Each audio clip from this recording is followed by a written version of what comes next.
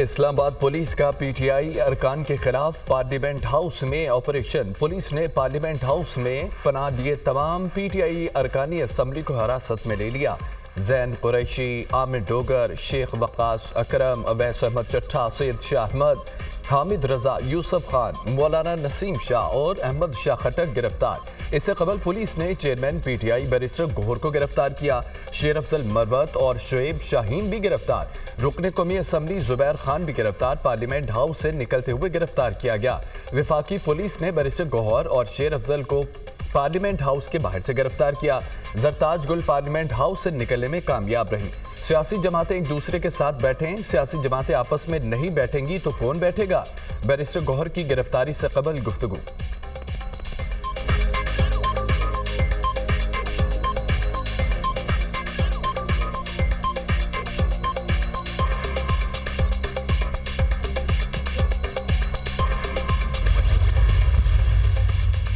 वज़ीर आला खैबर पख्तूनख्वा अली अमीन गंडापुर से 7 घंटों बाद रब्ता। अली अमीन गंडापुर वज़ीर आला हाउस पहुंच गए। अली अमीन का मोबाइल भी ऑन हो गया। इससे कबल वज़ीर आला केपी के खिलाफ थाना सिंजानी में मुकदमा दर्ज। मुकदमे ज़िले इंतजामिया के ऑफिसर को हब्से बेजा में रखने की दफात शामिल की गई।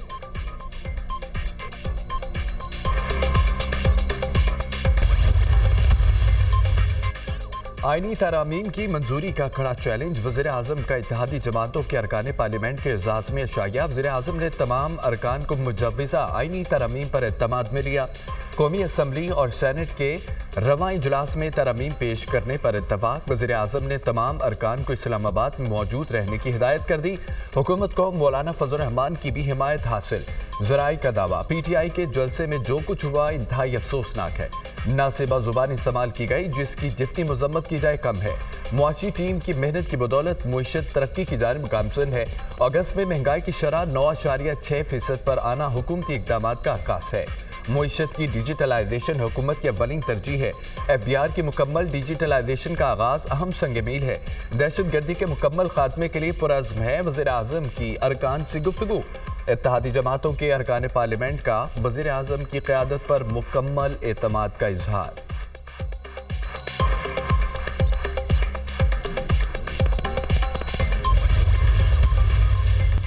बाईस अगस्त का जलसा इस्टेब्लिशमेंट की दरख्वास्त पर मुलतवी किया। बानी पीटीआई का एतराफ़। आज़म सबाती सुबह 7 बजे मेरे पास आए, कहा इस्टेब्लिशमेंट ने भेजा है। इस्टेब्लिशमेंट ने जमानत दी थी कि 8 सितंबर जलसे में मुकम्मल सहूलत फराहम करेंगे। इसी पैगाम पर पाकिस्तान की खातिर 22 अगस्त का जलसा मुलतवी किया। हुकूमत ने कानून पास करके खुद को एनआरओ दिया। जमहूरियत की तारीख में ऐसा कभी नहीं हुआ। कानून पास करके अरबों रुपए के केस माफ करवाए गए। मुकदमात से रिलीफ लेना होता तो मुल्क से भाग जाता। नैब तरमीम बहाली अब कानून बन चुका है। ये कानूनी मामला है। अडयाला जेल में बानी पीटीआई की सहाफ़ियों से गैर रस्मी गुफ्तगू। बानी पीटीआई का अली अमीन गंडापुर के सहाफ़ियों बारे बयान से इजहार लाइल्मी।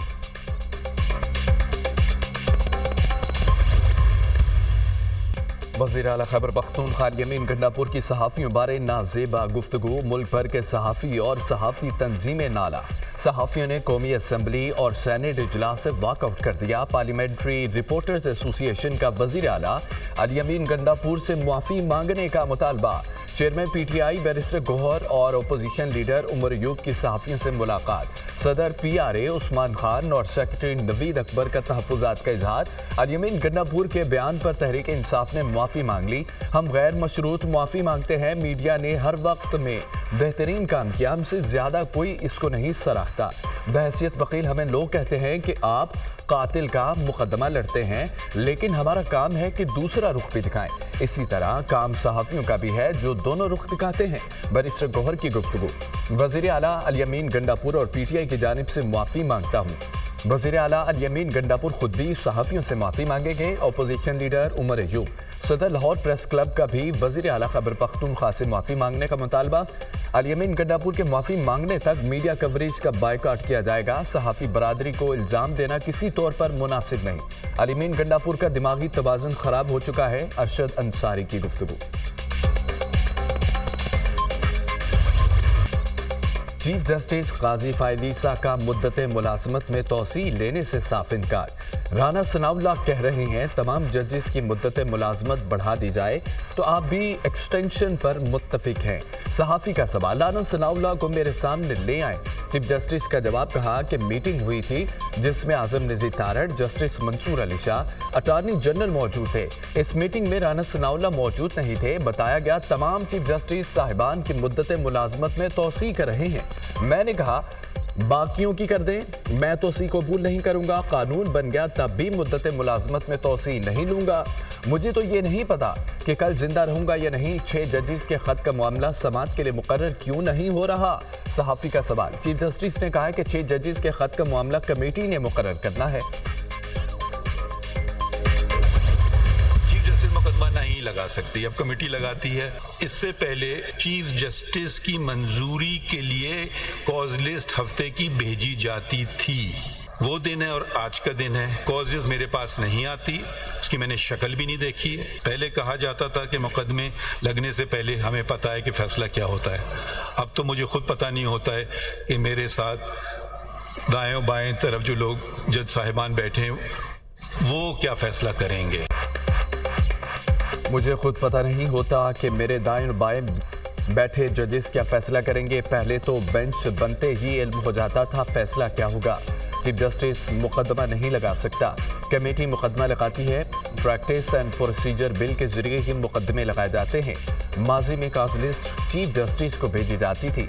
मैंने आज तक कॉज लिस्ट नहीं देखी। हर जज का कोई ना कोई रुझान होता है। अब किसी की किस्मत के केस कहाँ लग गया, केस का फैसला मफरूज़ों की बुनियाद पर नहीं, शवाहिद और सबूत पर होता है। अवाम फैसला कर सकते हैं कि निज़ाम इंसाफ में शफाफियत है या नहीं। हकीकत की बुनियाद पर तबसरे ज़रूर करें, मफरूज़ों पर नहीं। एडहॉक जजेस ने छुट्टियों में 245 केस निपटाए। चीफ जस्टिस काजी फायद ईसा का नए अदालती साल के सिलसिले में फुल कोर्ट रेफरेंस से खिताब।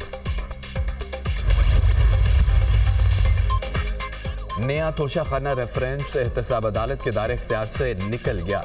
बानी पीटीआई और बुशरा बीबी के खिलाफ नया तोशाखाना रेफरेंस स्पेशल जज सेंट्रल को रेफर। केस के मुतालिक तमाम रिकॉर्ड भी स्पेशल जज सेंट्रल FIA मुंतकिल करने का हुक्म।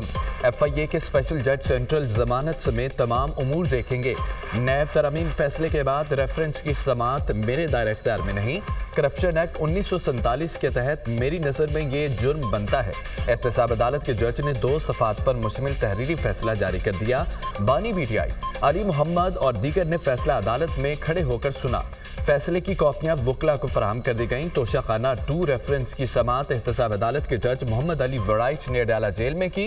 एहतसाब अदालत ने नैब की इस्तदा पर रेफरेंस को मुंतकिल किया।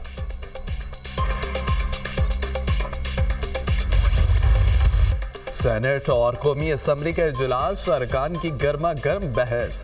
अपोजिशन और हुकूमती अरकान के एक दूसरे को ताने। हम फॉर्म 47 के जरिए नहीं आए, हम सियासत करके आए हैं। हुकूमत व्हील चेयर पर बैठी है, कोई बड़ा फैसला नहीं कर सकती। हुकूमत के सारे वसाइल PTI के खिलाफ इस्तेमाल किए जा रहे हैं। ये कानून जल्दी में तहरीक इंसाफ के लिए बनाया गया। बताया जाए सारे पंजाब और इस्लामाबाद को क्यों ब्लॉक किया गया। आप खैबर पख्तूनख्वा में जलसा करें, तमाम सहूलियत देंगे। सेनेटर शिबली फराज की धुआंधार तकरीर। शिबली फराज ने मुझ पर तंज के निश्तर बरसाए। पुरअमन एहतजाज से मुतालिक कानून कोई नया नहीं। 5 जमातों ने बिल पेश किया। दुनिया के तमाम मुहज़्ज़ब ममालिक में पुरअमन एहतजाज को रेगुलेट करने के लिए कवानीन हैं। पुरअमन एहतजाज को रेगुलेट करने के लिए अमेरिका में भी कवानीन हैं। बरतानिया में ऐसे 3 कवानीन हैं जिसमें सख्त सजाएं हैं। बरतानिया में पुरअमन एहतजाज न हो तो 10 साल तक सजा है। एहतजाज करने वालों के हकूक हैं तो इस शहर में बसने वाले 25 लाख शहरियों के हकूक भी हैं। इनको कंटेनर लगाकर घरों में बंद कर देना मुनासिब नहीं। इस तरह की कार्रवाइयों को रोकना चाहिए। सेनेटर इरफान सिद्दीकी का जवाब।